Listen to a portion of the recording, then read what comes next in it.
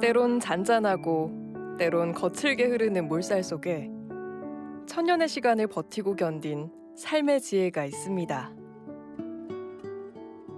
자연 그대로의 아름다움을 꽃피우며 사랑 넘치게 살아가는 사람들. 발길 닿는 자리마다 조상들의 숨결이 넘실넘실 살아 숨쉽니다.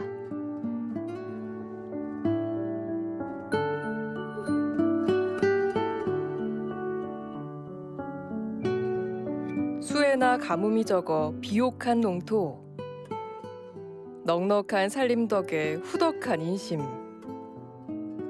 생거 진천, 살아서 머물 만한 충북 진천으로 떠납니다.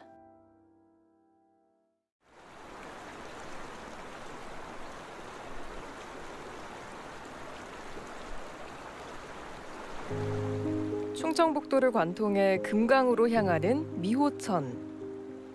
좁은 개울이 진천을 지나면서 품을 넓힙니다. 진천 굴티마을 앞 세금천을 가로지르듯 거대한 진해가 몸을 슬쩍 퉁기듯 큰 징검다리가 물을 건너고 있습니다. 돌무더기 마냥 커다란 징검다리는 천년의 세월을 이겨낸 다리, 농다리입니다. 와, 이게 막상 걸어보니까 신기하다. 이 자연 모습에 그대로 돌을 모양 그대로 잘 이렇게 모아가지고 견고하게 만든 느낌이네. 이야, 이 견고함으로 인해서 천년을 버티지 않았을까라는 생각이 좀 드는데, 이 다리를 쭉 걸으면서 천년의 세월을 같이 걷는 느낌이 든다. 얼마나 많은 사람들이 이 다리를 지나다니면서 세월을 쌓았을까. 평범해 보이는 이 다리 위를 지금까지 오고 간 사람을 세자하면 부지기수, 그저 까마득한 숫자가 나올 법합니다. 진천 지역 향토사를 기록한 상산지와 조선지리 총서 조선 화녀승람 같은 서적에는 진천 농다리가 고려시대 초기 임장군이 만들었다고 전해지는데요. 거센 물결 속에서 무너지고 떠내려가도 다시 제자리에 제 모습으로 쌓고 또 쌓은 농다리. 천년을 이어온 정성입니다.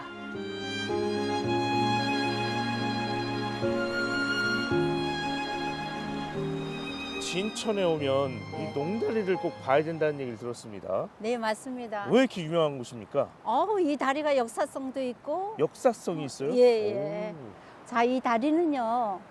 이래 봐도 28칸으로 되어 있거든요. 아, 네네. 예, 이거는 하늘의 별자리 28세응에서 28개로 했는데, 이 다리가 이름이 자그마치 이름이 3개나 가지고 있어요. 지금 이 다리를 농교라고 하잖아요. 네네.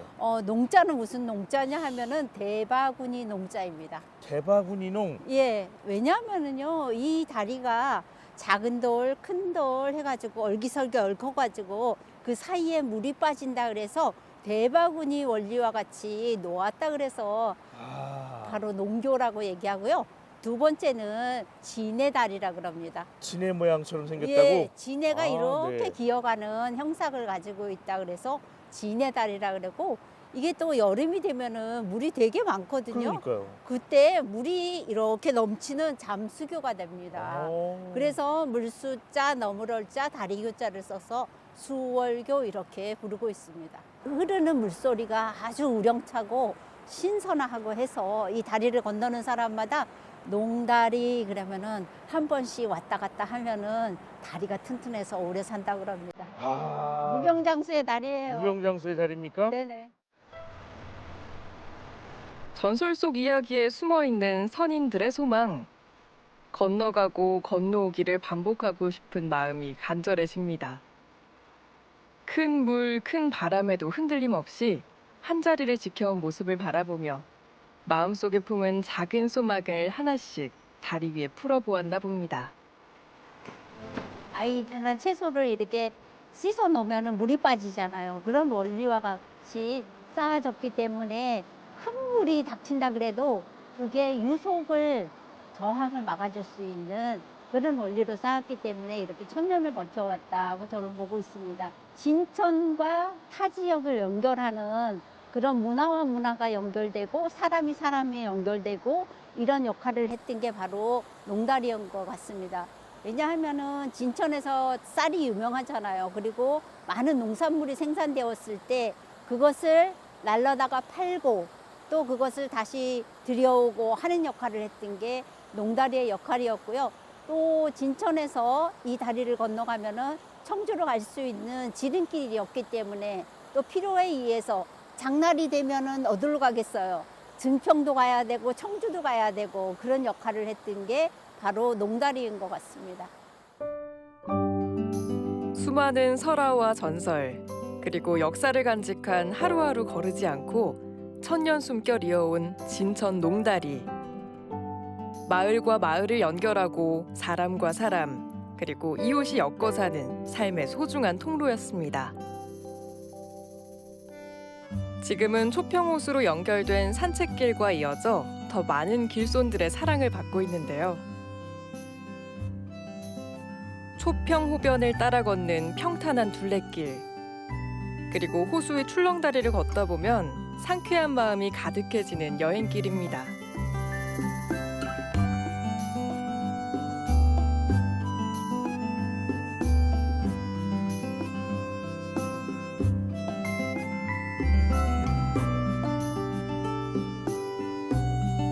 세월의 깊은 울림, 화가의 팔레트가 절로 펼쳐집니다.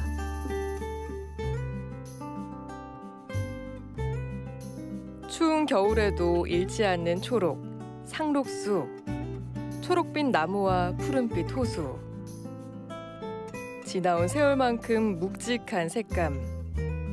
이 계절에만 느낄 수 있는 고요한 느낌에 빠져 붓의 움직임을 쫓아갑니다.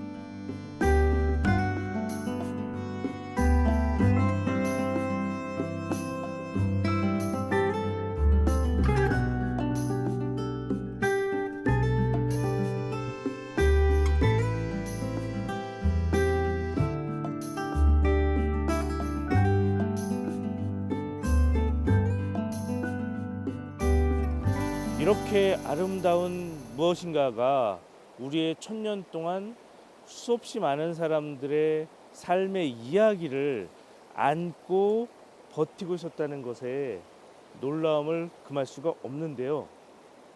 앞으로 누구나 한 걸음 한 걸음 삶의 발걸음을 걸으면서 내 걸음도 앞으로 천년 뒤에 또 다른 이야기로 싹 틔울 거라고 생각이 듭니다.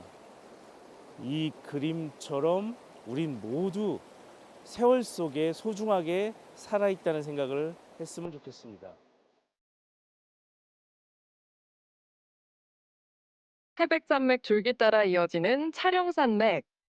차령산맥을 병풍 삼아 펼쳐지는 너른 들판.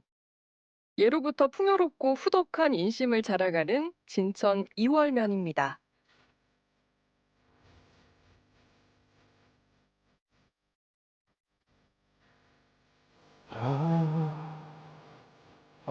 이 추운 엄동설 안에 이렇게 초록한 잎들을 보니까 한겨울인데도 약간 설렌다. 근데 농원인데 여기 장미꽃이 있구나. 국화, 튤립, 카네이션과 함께 관상용 꽃의 대명사로 불리는 장미꽃은 꽃의 여왕이라 부르기도 하죠. 그만큼 세계적으로 많이 재배되고 사용되는 꽃입니다. 가지째 꺾은 꽃을 절화라고 하는데요. 한 줄기에 여러 개의 작은 꽃이 달리는 스프레이 장미. 과거에는 수출용으로 많이 재배되었지만 어느 순간 국내에서도 인기가 높아지며 수요가 늘고 있다고 하는데요. 한 줄기에 큰 꽃 하나만 피는 스탠다드 장미보다 조금 더 세심한 관리가 필요합니다. 멀리서 오면서 보니까 뭘 똑똑 꺾으시네요. 어떤 네. 작업하고 계시는 거예요? 이게 장미 순 작업을 하고 있는 중입니다. 순. 이 하나를 잘 키우기 위해서 장미의 나머지 겨순을 따줘야지 이게 잘 자라는 겁니다. 아, 꽃이 많으면 네, 잘 못 자라니까 그쵸. 예쁜 꽃 하나만 남기는군요. 네, 네. 이 추운 겨울날 이 따뜻한 곳에 와서 장미를 보니까 기분이 되게 좋은데 네. 이 진천에 장미가 많습니까? 오면서 보니까 하우스도 많고 하던데. 아, 여기가 이제 지역 특성상 이제 장미가 잘 자랄 수 없는 또 기후 조건이 있어요. 아, 그래요? 물 좋고 공기 좋고 더 좋은 건 이제 사람이 좋으니까. 사람이 좋으니까. 네. 얘도 사람이 좋아야 잘 크는군요. 그렇죠. 사람이 관심을 안 가져주면은 자기들도 알아요. 네. 나한테 얼마나 관심을 가져주는지, 나한테 얼마나 신경을 써주고 물을 잘 주고 뭐 햇빛을 잘 보게 해준다든지 네, 여러 가지로 이제 최선을 다해야지 최선의 품질을 만들 수 있거든요. 그러면 1년 내내 이렇게 수확을 하시는 거예요? 네, 그럼? 1년 365일 하루도 빠지지 않고 매일매일 수확을 하고 있습니다. 이야. 장미가 좋아하는 온도와 조건을 잘 맞추면 우량꽃이 생산될 뿐만 아니라 사계절 언제나 꽃을 피울 수 있습니다. 원예 농원에서 재배되는 장미는 오랜 기간에 걸쳐 개량된 장미이기 때문이죠. 특히 이곳 이월면은 연중 기온차가 크고 일조량이 풍부한 탓에 선명한 장미의 꽃잎색으로 유명합니다. 진천하면 장미, 장미하면 이월이라 말하는 이유이기도 합니다.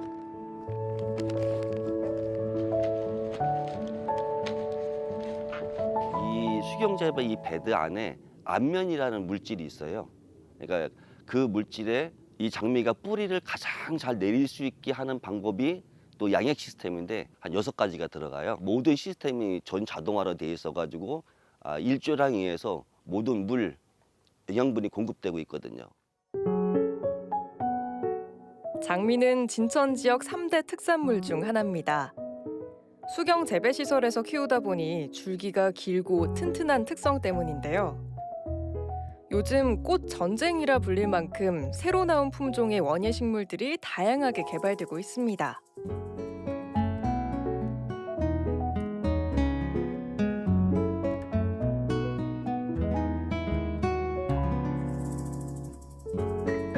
우리나라의 기후에 맞고 소비자에게 인기 좋은 꽃은 극히 일부. 장미 재배 시설의 현대화 노력과 체계적 관심이 중요한데요. 무엇보다 성공적인 꽃 재배 농업을 위해서는 재배 식물에 대한 이해가 중요합니다. 장미를 재배하신 지는 그럼 얼마나 되신 겁니까? 저희는 지금 한 16년 됐습니다. 16년. 네. 다른 일을 하시다가? 네, 청주에서 이제 조그만 가게를 운영하다가 이제 형님의 권유를 위해서 이제 장미를 시작하게 됐죠. 오, 형님이 장미 한번 길러보면 어떻겠느냐? 네. 쉽지 않았을 것 같은데. 작물 키우는 일단은 방법도 몰랐고 어떤 병충해가 있는지도 몰랐고 그러니까 여기저기 농가를 이제 오래 하신 분들의 노하우를 이제 저희가 직접 가서 배우면서 이제 집사람이랑 둘이 배우면서 공부도 하고 또 밤에 불 켜놓고 열심히 또 일도 해보고 그래서 1년을 고생했지만은 네. 지금은 그래도 뭐 저희 나라에서 뭐 최고라 할 수 있는 장미를 키울 수 있으니까 그런 만족감이 저희 아이도 이 장미를 하게 할 수 있는 거죠. 이 장미 하나하나를 가꾸면서 저희가 느끼는 성취감이 되게 많거든요. 예. 이 하나하나 자라는 거 보면은 기분도 뿌듯하고 또 출하를 했을 때 이제 저희가 최고의 품질을 만들었을 때는 이제 더더욱 그 성취감 때문에 어떤 메리트가 있는 거죠. 장미와 한마음으로 사는 것만이 재배 비법 중의 비법이라는 조용성 대표. 그 비법으로 해외 시장 판로 개척에도 성공했습니다. 처음에는 이제 수출이 활성화돼 가지고서 이제 수출 장미를 전량 다 수출 장미를 키웠었어요. 네덜란드 가서 공부하고 일본 가서도 공부하고 그 사람들이 키울 수 있는 가장 좋은 노하우를 저희가 접목을 시켜갖고 저희한테 맞는 환경에 의해서 새롭게 더 좋은 장미를 이제 끌어내는 거죠.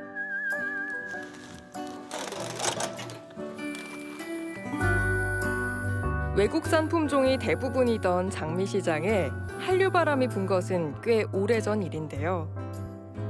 고가의 로열티를 지불해야 하는 외국산 장미를 대체하기 위해 다양한 노력으로 국산 품종 개발에 매진한 결과입니다. 정착하기까지 어렵고 힘든 시간을 버티고 아름다운 색과 특유의 향기로 세계 시장에서 인기를 끌고 있는 국산 장미. 가시가 없어 다루기도 쉬워 플로리스트들도 환영한다고 합니다. 그러나 갓난 아이와도 같아 매일매일 챙겨주지 않으면 성장이 더뎌진다는 장미. 그래서 조용성 대표는 구석지고 눈에 안 띄는 곳 숨은 장미조차도 잊지 않고 보듬어준다고 합니다. 이곳이 공기마저 향기로운 이유는 농부의 사랑 때문일지도 모르겠습니다.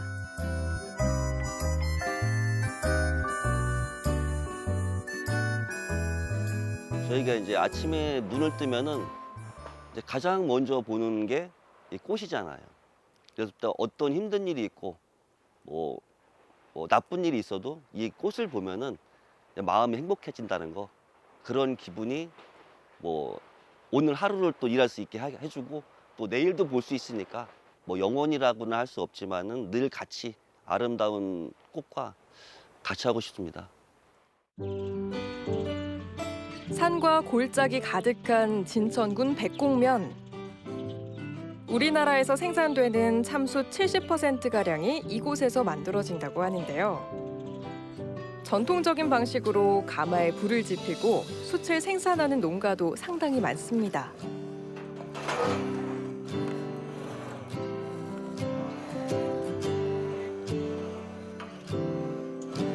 아버지 오늘 쑥 이쁘게 잘 나왔지? 잘 나왔는데 힘들다. 잘 나왔는데 힘들어. 여러분 낫지 뭘. 가마의 표면 온도만 해도 60도씨 정도. 가마 안에서 새어나오는 열기는 이보다 뜨거워서 여름보다 겨울이 더 낫다는 말이 절로 실감나는 현장인데요. 한겨울에도 온몸에 땀이 흥건합니다.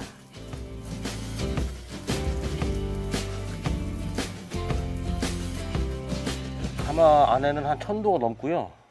그 불 붙여가지고 한 일주일 정도 구운 거예요. 그 일주일 정도 구운 거고, 오늘은 이 정도면 숯이 좋은 거죠. 이게 한번 불을 붙이면은 안에를 열어볼 수가 없어서 잘 나올 때도 있고 또 안 나올 때도 있고 그런데 오늘은 잘 나왔네. 오로지 잘 구워지기를 바라면서 시뻘건 숯가마에서 태어난 흑진주를 꺼내는 귀중한 시간. 전통적인 방식으로 빚어낸 참숯. 그 과정마다 들어간 정성이 놀랍습니다. 파란불 나오는 건 일산화탄소예요. 그래서 이제 이게 백탄이라는 거는 일산화탄소가 빠져야지. 파란불이 나올 때 꺼내면은 켜가지고서 사람들 옷이 튀니까 식당에서 못 써.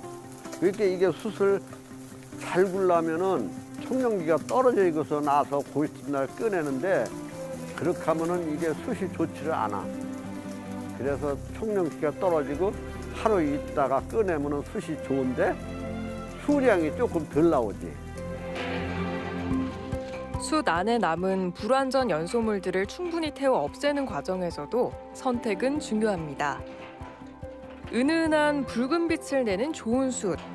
그것을 위해서라면 양보다 질을 선택하는 것은 당연한 일.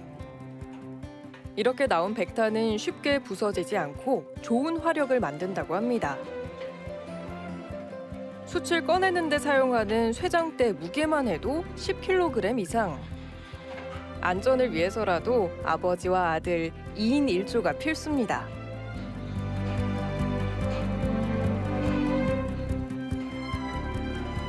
안에 있는 거 끌어 당기면은 아버지가 앞에서 뭐 드럼통에 담는 거 하시는 거죠. 이게 혼자서는 힘들고 꼭 둘이 해야 되거든요. 아니 내가 가까이서 꺼내면 이게 뜨거워서 무릎팍도 뜨겁고 더 힘들어.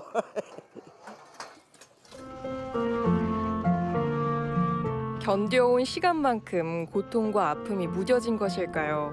아니면 숙련자만의 여유일까요? 너털 웃음을 짓고 있지만 실제로는 숯 작업 현장은 치열합니다. 자칫하다간 큰 화상을 입을 수도 있고 화재로도 번질 가능성이 크기 때문인데요. 두 부자가 매일같이 고온의 열기에 맞서 싸워 생긴 상처들이 눈에 띄게 선명합니다. 그럼에도 불구하고 숯의 전통을 이어가기 위해서는 하루도 멈출 수 없는 일이라고 하는데요. 대를 이어 참숯을 굽는 삶. 다른 듯 새로운 변화들이 하나씩 생겼습니다. 유성우처럼 쏟아져 내린 숯을 드럼통에 넣고 진공 상태로 식히는 과정. 과거 전통 방식에서는 찾을 수 없던 새로운 모습이라고 합니다.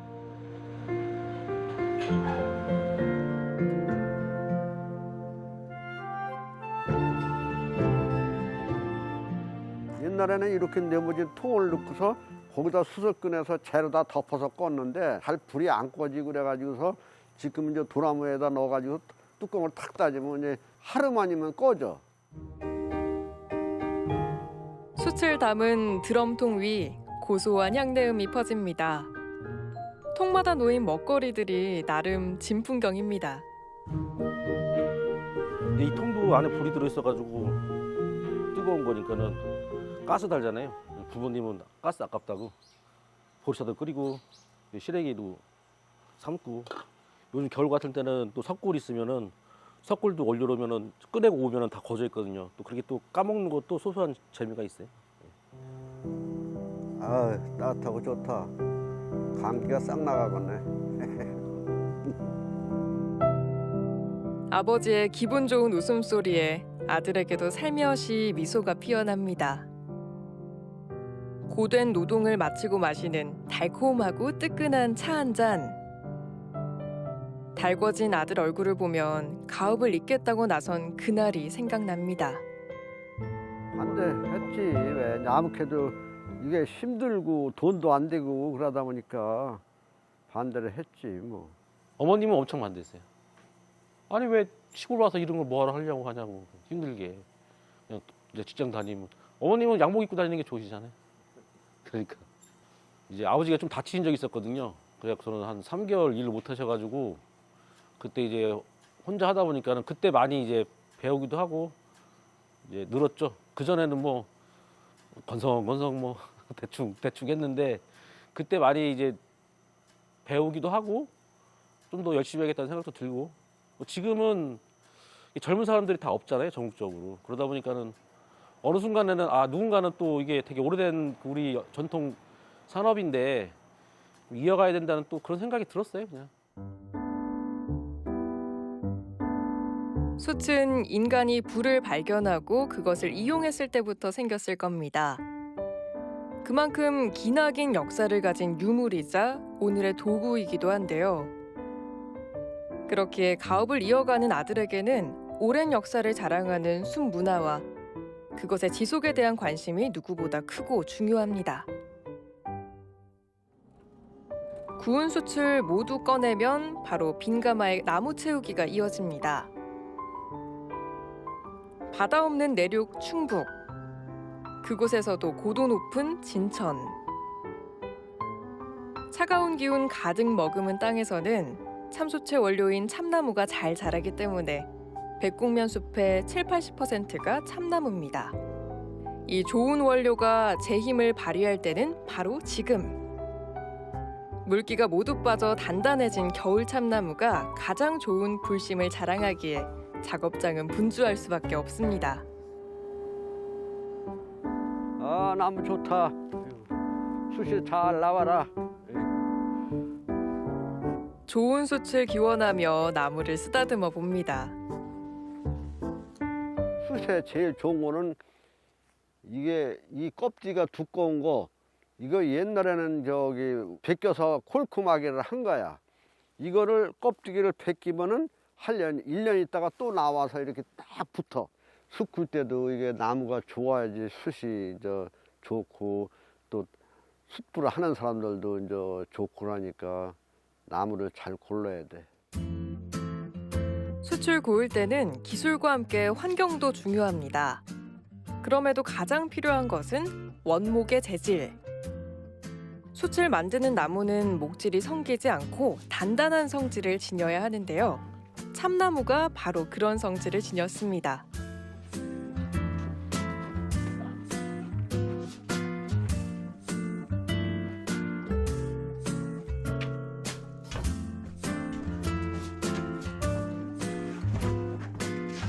작은 마을 백곡면에 숯가마가 몰려 있는 건 조선 후기 천주교 탄압의 역사와도 관련이 깊습니다. 진천 백곡면 산골마을에 피신해 숨어 들어온 천주교 신자들. 화전을 일구고 참나무를 베어 가마에서 숯을 굽고 인근 시장에 내다 팔며 생계를 이어갔다고 하는데요. 이런 역사를 가진 참숯이기에 참나무를 다루고 참숯을 다루는 사람들은 진심입니다. 이곳 농가가 전통 방식대로 참고 기다리며 오랜 시간 정성을 들이는 이유이기도 합니다.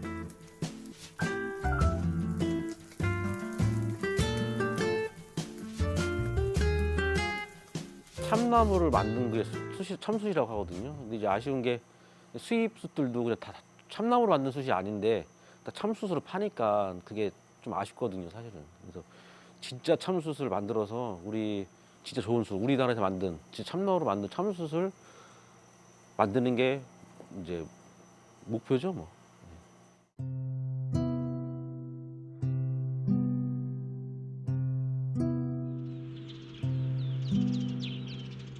만 가지 소리가 나는 산 말뢰산.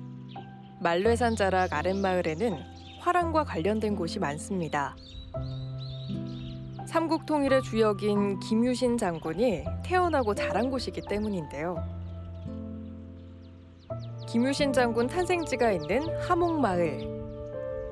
신라시대 군사 요충지로 김유신의 아버지 김서현이 태수로 있었던 만록은 멱수마을 등 김유신 장군과 관련된 여행지를 사계절마다 다른 매력으로 만날 수 있습니다.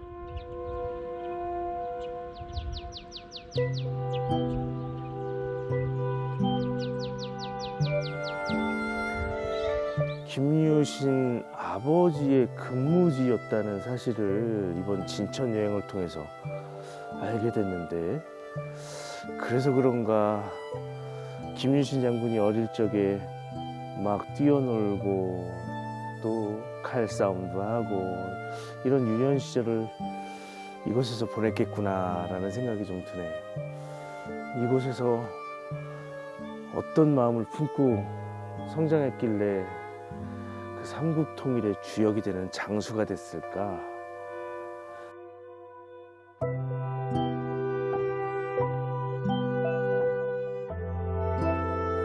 말뢰산 자락 깊숙이 연꽃과 같은 작은 마을. 이곳에는 충, 효, 예, 화랑 정신이 짙게 물들어 있습니다. 아니, 마을 주민들 안 계시길래 어디 가셨나 했더니 여기다. 안녕하세요. 아이고, 안녕하세요. 아이고, 잔칫날인가 봐. 야, 맛있는 거 드시네. 아니, 신년인데 다들 이렇게 모이셔서 같이 계시네. 어이구, 혹시 잠깐 앉아도 될까요? 네, 앉으세요. 아이고, 안녕하세요. 마을 주민들 하도 밖에 안 계셔가지고 네. 다들 어디 가셨나 했더니 여기다 모여 계시네요. 네, 오늘 무슨 잔칫날인가 봐요. 네, 우리 마을 그 25년 안녕도 빌고 또 좋은 일이 생기라고 이렇게 모여서 축제 분위기로다가 이렇게 회의를 하고 있습니다. 신년 맞이 어떤 모임, 마을의 모임 같은 거네요. 그렇죠. 축제이자. 예. 마을 가까이 저수지가 있고 햇살이 잘 들어오는 산자락 남쪽에 위치하다 보니 먹거리가 풍부하고 나그네를 반길 만큼 인심 또한 후덕합니다. 본요에서 만드신 음식의 손맛을 좀 보겠습니다, 제가. 맛있습니다. 맛있을 겁니다. 맛있습니다, 여러분. 와. 음식이 딱 들어가는 순간 인심이 딱 느껴지네요. 그렇죠. 이 부락에서 나오는 그런 재료를 갖고 만들었기 때문에 더욱 시원하고 맛깔날 겁니다. 정갈한 음식 솜씨를 자랑하는 이 마을은 효자 효부가 많아 조선시대 효자 마을이라 불리웠다고 하는데요. 지금도 우덜은 공경하고 이웃사랑 실천하는 마을로 소문났습니다. 매일 보는 사이일 텐데 식사하는 자리마다 사람마다 이야기꽃이 활짝 폈습니다.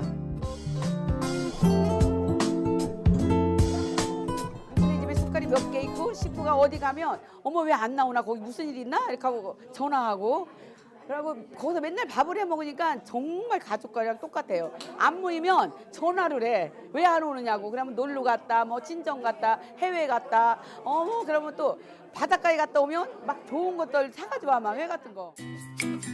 저 높은 산자락이 마을을 품듯 서로를 보듬고 챙기며 밝고 순수하게 살아가는 사람들. 넉넉하고 멋스러운 마을 풍경에 생거진천. 살아보고 싶은 마음이 더욱 커집니다.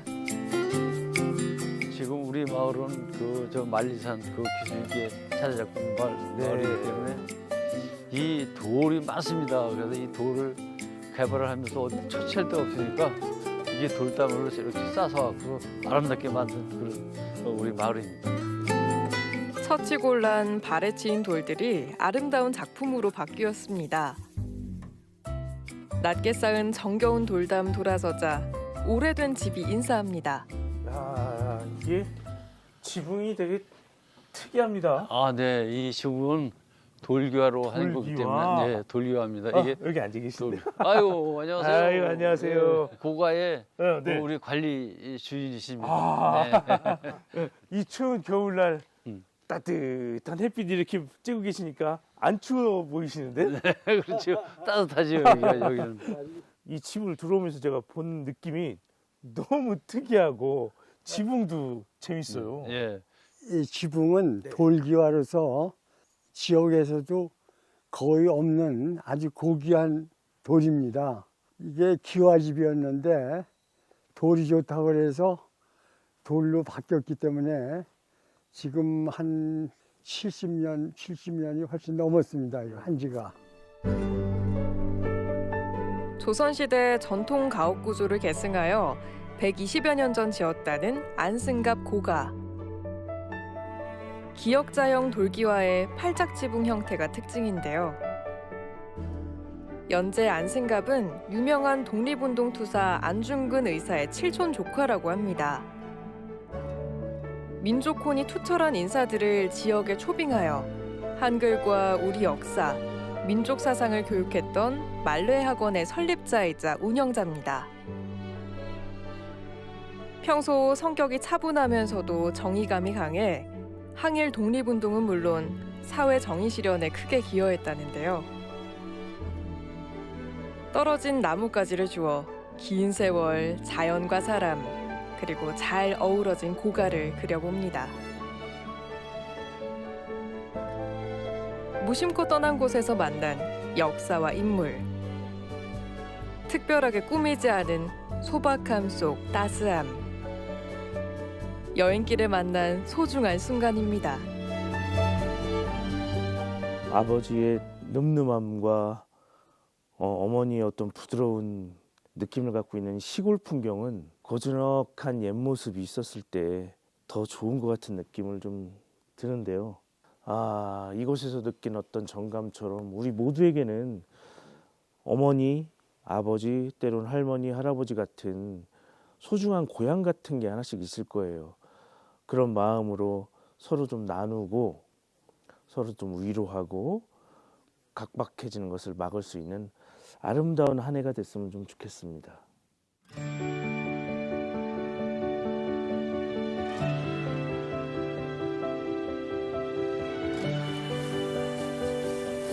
(70년) 넘게 범종을 제작해온 이곳. 거대하고 아름다운 법음을 만들어내기 위해 푹 꺼진 지하 공간에서 여러 사람이 온갖 정성을 쏟아붓고 있습니다.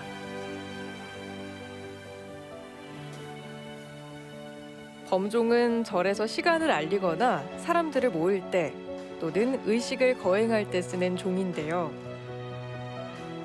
우리나라 금속공예 전반에서도 규모나 각부의 조각이 가장 대표적이어서 주목하고 있는 공예입니다.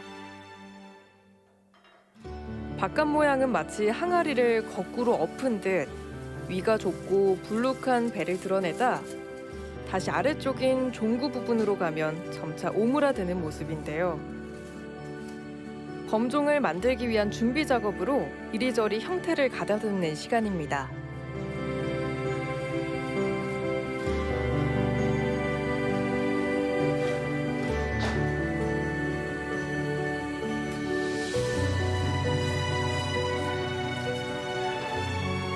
이제 종의 그 내부의 그 내형틀이라고 하는데요. 내형틀을 이제 작업을 하고 있는 거예요. 그래서 이 마사토라고 하는 이제 주물살을 가지고 종의 이제 그 안쪽 부분하고 동일한 형태의 그 이 회전판이라고 하는 이제 이 판을 돌려가면서 깎아가지고 그 종의 내형하고 똑같은 모양을 지금 만들고 있는 그런 작업입니다. 외형이 가장 중요하다고 생각하지만 이 내형이 소리를 결정하는 중요한 부분이에요. 그래서 이 부분이 우리가 원하는 그 설계 도면에 맞춰서 정확하게 나와줘야 그 우리가 원하는 종소리가 나올 수가 있는 아주 중요한 작업인 거죠. 현재 우리나라에서 범종을 만들기 위해 사용하고 있는 공법은 모두 3가지인데요. 주물살을 흙과 모래로 사용하는 사형 주조 공법, 그리고 입자가 굵고 거친 주물살로 만들어 주물 표면이 거친 펩세트 주조 공법, 마지막으로 고운 세라믹 소재를 주물살로 써 섬세한 문양과 수려한 표면을 자랑하는 밀랍 주조 공법인데요. 특히 밀랍 주조 공법은 국가무형유산 주철장 원광식 선생께서 독자적인 연구 끝에 재현을 성공시킨 전통 주조 기법의 공법입니다.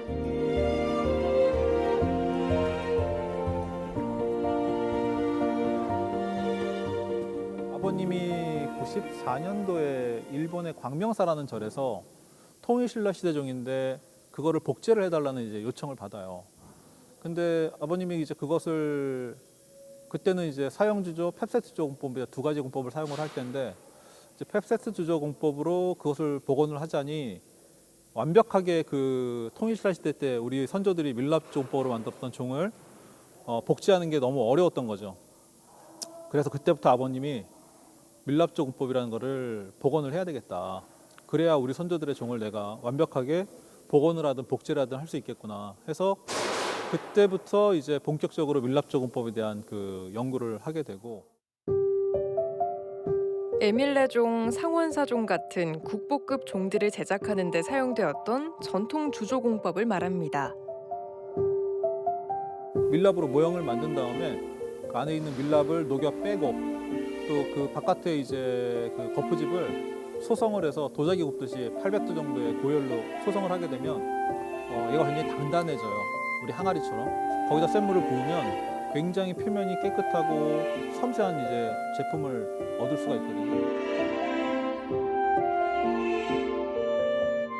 아직도 여러 불교 문화 국가에서는 크고 작은 범종들을 만들어 사용하고 있는데요.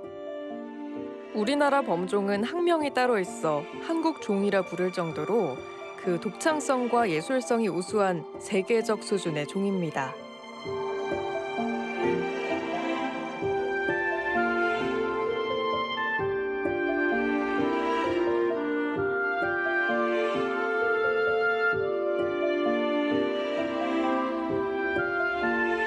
우아하고 안정된 외형과 정교한 세부 장식, 웅장한 울림소리까지 한 사람의 부단한 노력과 연구로 재현한 한국 종.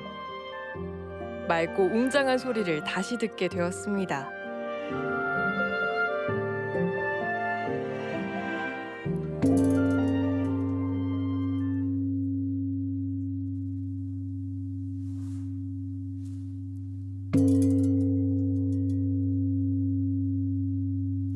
한국 범종이 이제 그 다른 그 나라의 범종에 비해서 소리가 웅장하고 또 이 맹놀이라는 그 특징이 있어요. 그래서 웅 넘어가는 맹놀이가 있고 또 길게 울리죠. 네, 종소리가 오래 울리는 그런 특징이 있죠.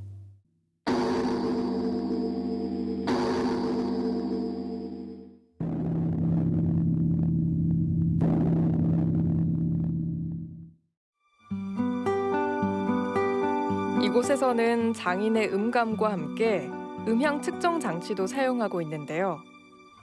음향 분석은 물론 완성된 범종의 음향 교정까지 더욱 정교하게 만들고 있습니다. 이런 식으로 이제 문양 배치라든지 종의 두께를 가지고 소리를 예측을 해서 시뮬레이션을 돌려서 어떤 그 주파수라든지 그런 것을 예측을 한 다음에 종을 이제 제작을 하게 되면 이런 식으로 뚜렷하게 맹놀이가 나타나면 이제 좋은 종인 거죠. 근데 이런 경우에도 이제 종을 만들어서 맹놀이가 모든 종이 다 이렇게 일어나는 게 아니에요. 그러다 보면 한쪽을 이렇게 연마를 하다 보면 그 없었던 비대칭성이 그 연마에 의해서 이제 생기게 되는 거죠, 인공적으로. 그렇게 되면 이 맥놀이가 없던 종들이 점점 이렇게 뚜렷하게 나타나는 경우가 있어요. 그리고 또 그걸 잘못 깎게 되면은 그 있었던 맥놀이가 또 없어지는 경우도 있어요. 그래서 그냥 무턱대고 아무데나 깎는 건 아니고 어떤 각도라든지 또 깊이라든지 그 종을 쳐가면서 이제 그걸 분석을 해가면서 이제 그걸 맞춰가는 거죠. 근데 그런 기술은 이제 지금 현재로서는 우리나라밖에는 아직 없어요. 그래서 그런 것도 굉장히 이제 우리한테는 큰 장점이죠. 과거의 좋은 점은 받아들이고 시대에 발전된 기술을 적용하는 것 또한 중요한 일입니다. 온전한 보관과 함께 더욱 나은 종 만들기.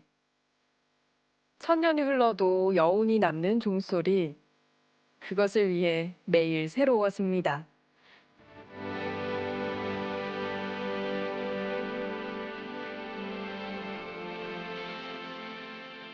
종이라는 게 이게 수명이 참 길어요.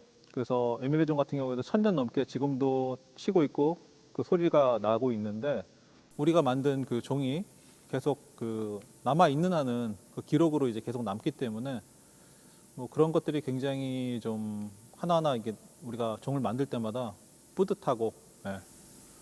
이게 뭐 몇십 년 있다가 없어지는 물건들이 아니기 때문에 그런 부분에 있어서는 굉장히 하나하나 종을 만들 때마다 하나하나 역사를 만들어간다는 어떤 그런 자긍심과 그런 뿌듯함이 있죠.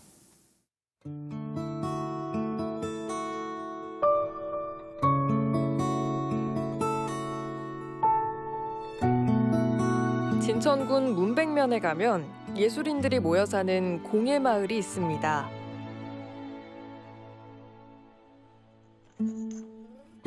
이곳에서 작가로서 남편과 아내로서 아름다운 교집합을 만들어가고 있는 김진규, 은소영, 도예가 부부의 작업실입니다.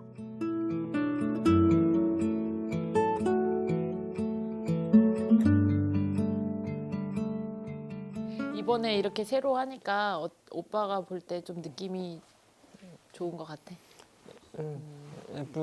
이거 조금 껴줘야겠다. 조금. 남편 김진규 작가는 오랫동안 분청사기 인화문에 집중하고 있습니다. 분청 도자 위에 자연의 아름다운 모습을 소박하고 친근하게 담아내고 있는데요. 인화 기법은 문양이 새겨진 도장을 빈틈없이 찍고 흰색 분장토를 바르고 굽칼로 실수 없이 긁어내야 하는 몰입과 인내의 작업이기도 합니다. 집중호가 인내력을 오그야 작업이거든요. 너무 힘들 작업처럼 인화 도장을 가지고 하나씩 지금 맞춰 나갈 때 완전히 맞춰둬야 가고 지금은 너무나 부탁함을 느꼈습니다. 부인 은소영 작가는 백자를 기반으로 한 조각과 청화 작업을 꾸준히 이어가고 있는데요. 일상이나 여행, 요가 동작 같은 자신의 삶을 소재로 전통의 아름다움을 도자기에 표현하고 있습니다. 요가 동작에서 나오는 인체의 선을 컵 머그에 담아본 거예요. 사실 이 몸체 자체도 인체의 선에서 온 것이고 앞면에 보시면 여기는 인체의 뒷선, 손잡이 또한 이제 인체 자체가 담아져 있습니다. 네. 실용적이면서도 예술성을 살린 작품, 참 독특한데요. 은소영 작가만의 투각 백자는 자연스럽고 부드러운 선 때문인지 안락한 공간 속에 더욱 편안함이 느껴집니다.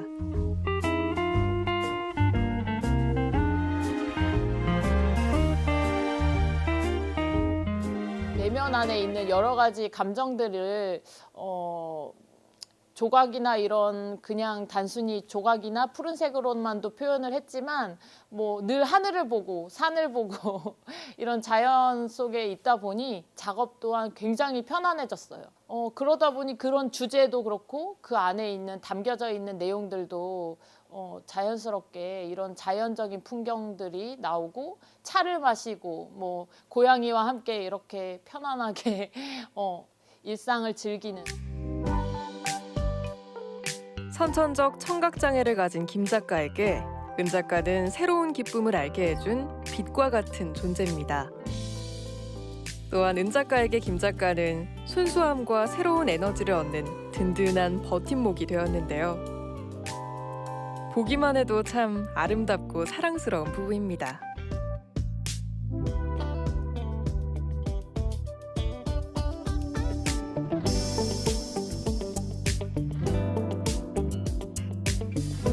어때? 자만 어때? 나무와 꽃, 해와 달, 비와 바람.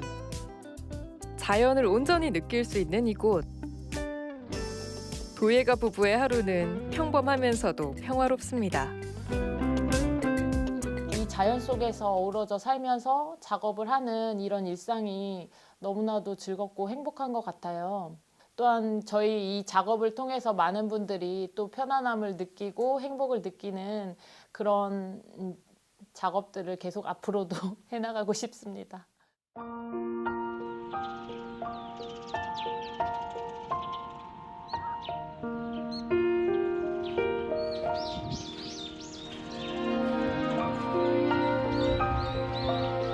진천 여행의 흠인데 또 이렇게 하얗게 내린 눈을 보니까 기분이 깨끗해지고 맑아진다.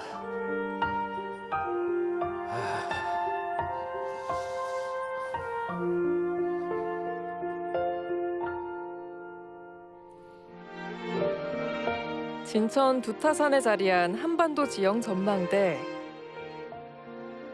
청룡이 품은 한반도를 볼 수 있는 곳입니다. 와, 다소 힘들게 오르고 있지만 한반도를 볼 수 있다니까 기대가 엄청 되네. 아, 여기 초평호가 보이는구나. 야, 이게 한반도가 딱 보이는데, 야, 이쪽이 제주도, 저쪽이 북쪽. 그러네. 삼면이 바다로 둘러싸인 한반도. 그 아래 제주도를 닮은 지형까지 있어 신기할 따름입니다.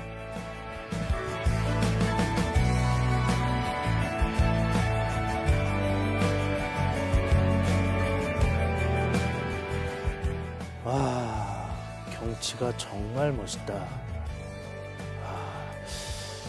어쩜 이렇게 호수 한가운데 너무나도 신기할 정도로 한반도 모습을 하고 있는 저 산의 모습이 기가 막히기도 하고, 그 너머에 진천의 들녘도 보이니까 추운 겨울이긴 하지만 그래도 마음은 상쾌해지네.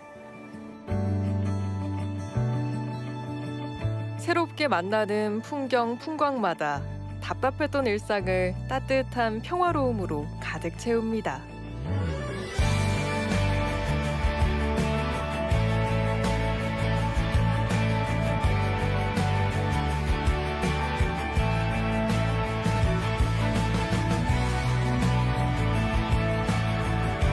마음이 자유로워지는 한적한 시간.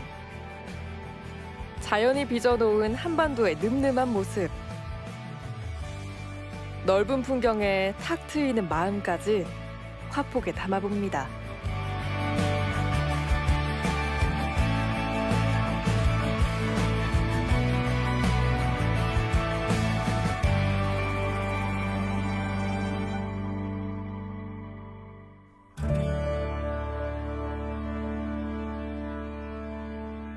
추운 계절 한복판에 또 제가 뚜벅뚜벅 여행을 또 해봤는데요. 특히나 이곳 진천은 의외로 따뜻한 사랑도 있었고, 또 아름다운 소리도 있었고, 사람과의 정을 나눌 수 있었던 아주 또 새로운 경험을 제가 하게 됐는데요. 추울수록 누구나 다 그렇지 않을까요? 사람과의 따뜻한 교감을 더 느끼려고 하는 것 같아요. 이곳 진천은 겉으로 보기엔 추웠지만 안으로는 뜨거운 사람들의 교감과 사랑을 느낄 수 있었던 곳인 것 같습니다. 앞으로도 제가 이 그림의 한반도 모습처럼 한반도 곳곳을 더 누벼보면서 아름답고 따뜻한 이야기를 계속 만들어 보도록 하겠습니다.